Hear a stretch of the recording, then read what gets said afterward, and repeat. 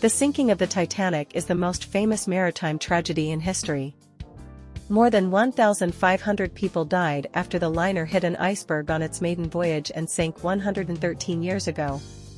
But soon after the disaster, secret scandals involving the ship began to surface. Let's dive into the strangest facts about this famous liner.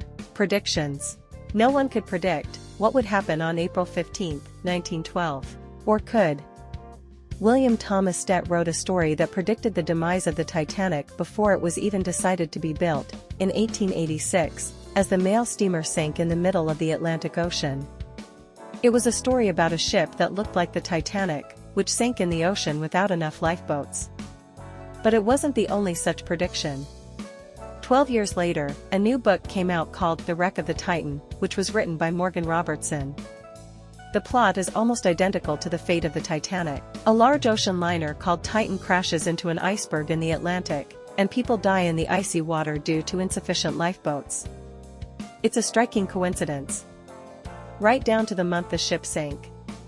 But the most amazing coincidence is that William Thomas Stead, the author of the first story, sailed just aboard the Titanic. Unfortunately, he was among those who did not survive. Size matters. Titanic lived up to its name. At the time, it was the largest ship of its kind, exceeding its predecessor by almost 30 meters. Its length was 260 meters from bow to stern. Titanic was 53 meters high, and when fully loaded it weighed as much as 46,328 tons. In comparison, inside the Titanic would easily hold the volume of water of over 50 Olympic swimming pools. It took 20 horses to move one anchor during construction, and it had two. But the most striking thing is the famous 4 pipes. Why astounding? Titanic had 3 furnaces, and the 4th pipe was a fake. It was added to make this giant ship even more impressive. Iron rivets. The Titanic was indeed impressive, but it wasn't easy to build, requiring more than 3 million iron rivets. However, many problems arose due to iron shortages, so the company bought cheaper rivets to meet the deadline. Parts made of poor quality iron were more brittle and would break down faster. Steel rivets were also used, but only in the center of the hull where the stress was greatest. The stern and bow had iron rivets, and it was the bow that hit the iceberg. Some scientists believe that if the rivets had been better, the liner would have stayed afloat longer and then more people would have been rescued. Fire on board. There is no doubt that the Titanic sank because of the iceberg. However, there is a theory that not only this approached the wreck of the ship. In the 17th year, journalists found rare photographs that showed a long black mark along the starboard side of the ship's hull. Some believe that these marks are from a fire that occurred in the fuel compartment. Since burning coal is difficult to extinguish, the fire lasted for several days and the temperature exceeded 500 degrees. Journalists also dug up hidden evidence that the fire was out of control and firefighters could not put it out. It was taking place in a fuel storage area and the ship could not have burned completely. However, there was a risk of explosion. Despite this, fearing losses, the ship's owners insisted that the voyage would go ahead anyway. Bruce Ismay, managing director of the company that owned the Titanic, was ordered by his superiors that the ship must reach New York and unload all passengers before the inevitable explosion occurred. But the fire occurred under the 6th compartment where it struck.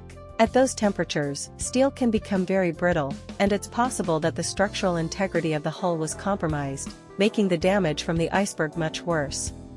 6 warnings.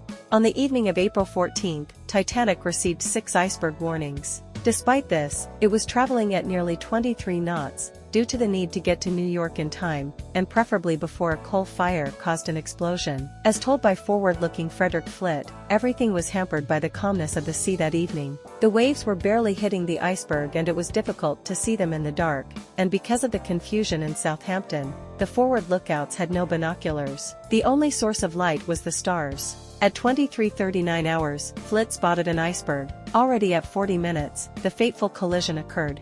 Lack of lifeboats. One of the Titanic's most serious mistakes was the lack of lifeboats.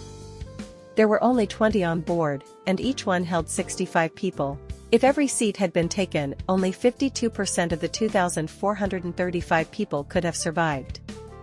This number, which was actually higher than the legal minimum, is due to the fact that the liner's creators wanted to instill confidence in its unsinkability. But the Titanic needed at least 48 lifeboats to save everyone. That wasn't the only problem. The crew was barely trained to put passengers into lifeboats in an emergency. In the end, only 18 of the 20 chutes were launched, and there were very few people in the first ones. Only 28 people got into the first dinghy, and the rest of the boats were half full or less. As the situation deteriorated for nearly 3 hours, panic increased. When the usable dinghies sailed away, 30 people were able to fit on the hull of the overturned boat.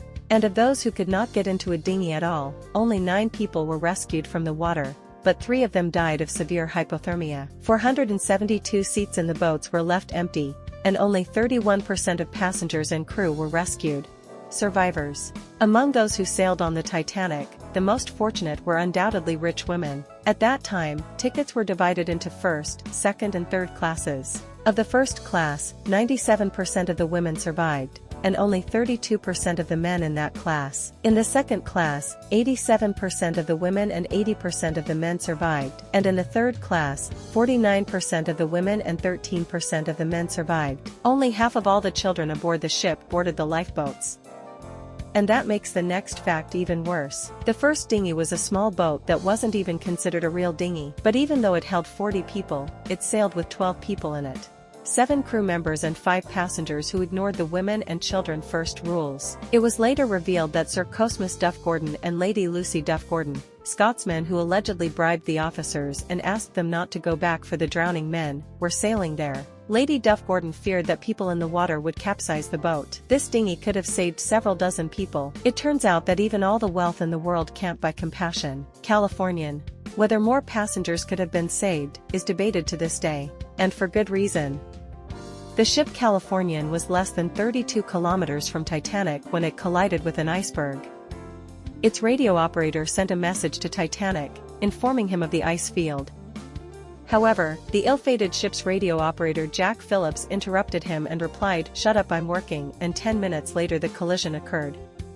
The Californian's watchstanders noticed that something strange was happening to the ship they saw in the distance. At first they thought that it had simply stopped, like their ship, but closer to 1 a.m. flares were fired. The captain of the Californian Lord was sure it was just stars, despite the reports. Another ship, the Carpathia, 93 kilometers from Titanic, sailed to the aid of the remaining survivors. An investigation into the reasons for Californian's inaction revealed that the Titanic was visible from it as it sank, but the captain refused to help. Later in the trial, he was evasive and even changed his testimony several times. Perhaps he feared for the safety of his crew in dangerous conditions or was too proud to admit cowardice.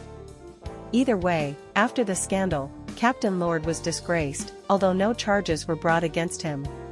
With no fatalities, modern journalism is not happy, but it doesn't compare to the newspapers of April 15, 1912. Information was hard to come by, and news headlines about Titanic's fate varied widely. The world wrote Titanic's demise, no one killed. The Evening Sun claimed all Titanic passengers alive, in lifeboats at sea, and the Asbury and Evening Press stated that Titanic collided with an iceberg, but despite damage, passengers are alive. How could they have gotten it so wrong? There is a theory that due to the heavy load of radio waves that day, messages were often jammed and interrupted. Someone asked about the Titanic's condition and was told the ship has been towed to Halifax and everyone on board is fine. But it wasn't the Titanic that was talked about, it was the Carpathia that rescued the survivors. When the real news came, the headlines changed, though it took a few days to figure out the exact number of dead. Lucky flight attendant. Finding yourself in the most famous maritime disaster is a major setback, but not for Wal Jessup. Luck was on her side. Jessup boarded the Titanic on April 10 as a stewardess. She was among those who managed to get a seat in the lifeboat and then ended up on the Carpathia.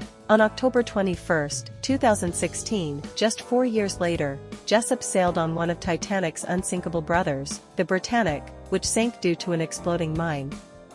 But Jessup, guarded by good fortune, survived that tragedy as well. She recounted it all in her memoir, but forgot to write that she was also aboard Titanic's third unsinkable sibling, the Olympic, back in 2011. This time, the liner collided with the British Royal Navy ship Hawke after sailing from Southampton. No one was killed, and the Olympic was able to make it to port. Does it turn out that Vale Jessup is the luckiest woman or the unluckiest? Propaganda. Did you know that the movie Titanic was fascist propaganda? No, not that movie. That movie, Titanic from 1943, was a German film commissioned by propaganda minister Joseph Goebbels. The movie was meant to showcase Germany's movie-making prowess and also serve as propaganda. The message was that British and American capitalism were solely to blame for the whole disaster. At the end of the movie, it is pointed out that the deaths of 1,500 people cannot be atoned for, and it's a reminder of Britain's endless thirst for profit. It was the most expensive movie at the time. It cost 4 million marks, and that's when the war was going on. Today it would cost somewhere around $80 million, but the movie was accompanied by problems, from the extremely expensive sets, all the way to the arrest of the director with the Gestapo itself. And after the premiere, it only worsened the morale of the Germans, and it was banned shortly afterward. It was perhaps a Titanic failure. Movie madness. There is no doubt that Titanic was the best of the best in its time. It took £1.5 million to build it. Today that would be £172,461,115, or $225,630,876. In '90, however, James Cameron was willing to stretch those colossal costs. To make one of the highest-grossing movies in movie history, Cameron spent $200 million on Titanic. That works out to be over $1 million per minute. And in today's money, that's almost $320 million. Cameron spent more to make a Titanic movie than the real Titanic cost. But how do you spend that much money on a romantic movie? It's very easy. You have to build a ship. A full-scale model of the Titanic was built from scratch to add realism to the scenes. The real ship took 1,400 people several years to build, but Cameron's team managed to do it in 100 days with 500 workers. What a Titanic undertaking! Which of these facts surprised you the most? Tell us in the comments below the video. Thanks for watching.